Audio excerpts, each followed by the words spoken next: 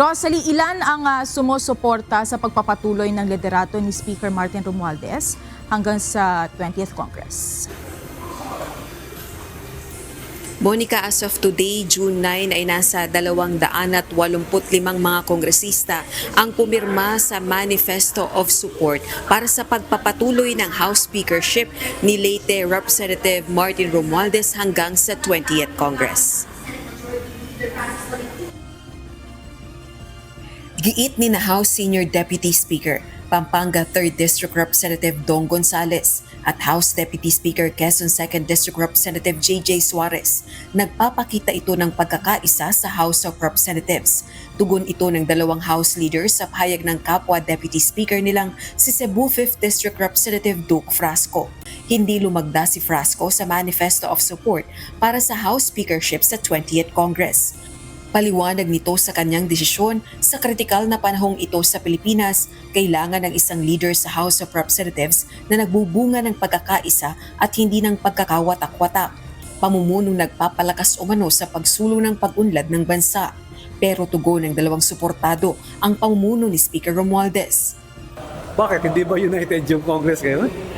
United naman yung Congress. Wala akong nakikita ang division ng Congress because of the leadership of our Speaker, Speaker Martin Romualdez. If you look at the support that Speaker Romualdez has garnered and continues to maintain, 285 congressmen have signed the manifesto support. And I think that is a true sign of unity when it comes to the members of the House of Representatives, wherein we want continuity, we want true leadership that can address the issues being faced by our country. Matapos ihayag sa publiko ni Frasco na hindi niya sinusuportahan ang liderato ni Speaker Romualdez para sa 20th Congress, itiniwalag ang mambabatas sa partido nitong National Unity Party o NUP. Ayon kay NUP President at Camarines Sur 2nd District Representative El Rey Villaferte, paglabag ito sa opisyal na posisyon ng NUP na pagsuporta sa pagpapatuloy ng liderato sa Kamara. Tinuligsa rin ito ang anyay paghahasik ni Congressman Frasco ng hindi pagkakasundo sa koalisyong sumusuporta sa agenda ng Marcos Jr. administration.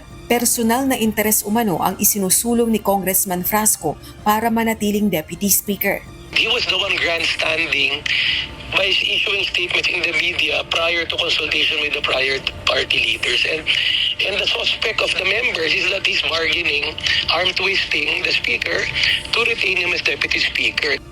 Dagdag pa nito, suportado ng NUP congressmen sa Visayas at Mindanao si Speaker Romualdez. Firm yun and unconditional yung decision na yan because that is a party stand based on talks with the majority, the leadership. Samantala, terminated na ang legislative inquiry ng House Quadruple Committee matapos ang 15 pagdinig. Ang 4-House panel ang nagsagawa ng investigasyon sa illegal Philippine offshore gaming operators o POGOs, extrajudicial killings sa anti-drug war ng Duterte administration at illegal drugs. 5 panukalang batas kontra EJKs, offshore gaming operations at iba pa ang naging bunga ng mga pagdinig. Sa uli namang pagdinig araw ng Lunes, June 9, inihayag ng Presidential Anti-Organized Crime Commission o PAOC na pansamantalang sinuspindi nito ang operasyon laban sa tinatayang 9,000 illegal foreign workers na sangkot sa illegal POGOs. Ito ay dahil mahigit 640 pa ring dayuhang nahuli nila ang nananatili sa kanilang pasilidad sa Pasay City. Unang-una, punong-puno na kami. Wala na kaming paglagyan ng mga huli and then nagkakasakit na. And then just 2 months ago nagkaroon ng mini pandemic doon sa loob ng facility namin. So in-address muna namin yon, yung mga may sakit, almost 300 mahigit, yung pinadala namin sa hospital for treatment ng lung infection. And actually concern nga kasi dahil marami na kaming nakikitang mga cases ng HIV dito sa mga na-aresto natin mga POGO workers. Umapila naman si House Quadcom Overall Chairperson, Surigao del Norte Representative Robert Ace Barbers sa mga kinauukulang ahensya ng pamahalaan na tugisin ang libu-libong illegal POGO worker na nananatili pa rin sa bansa.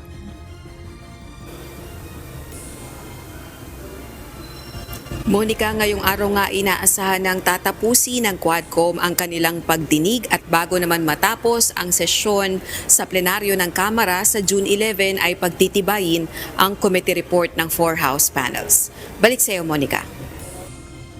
Rosalie, bukod ba kay Congressman Frasco, mayroon pa bang ibang hindi pumirma sa manifesto of support kay Speaker Romualdez? Monica, wala tayong nakukuha na impormasyon kaugnay nung bukod kay Representative Duke Frasco na hindi pumirma sa manifesto of support kasi yung mga tinatanong natin na House leaders ay wala rin silang impormasyon.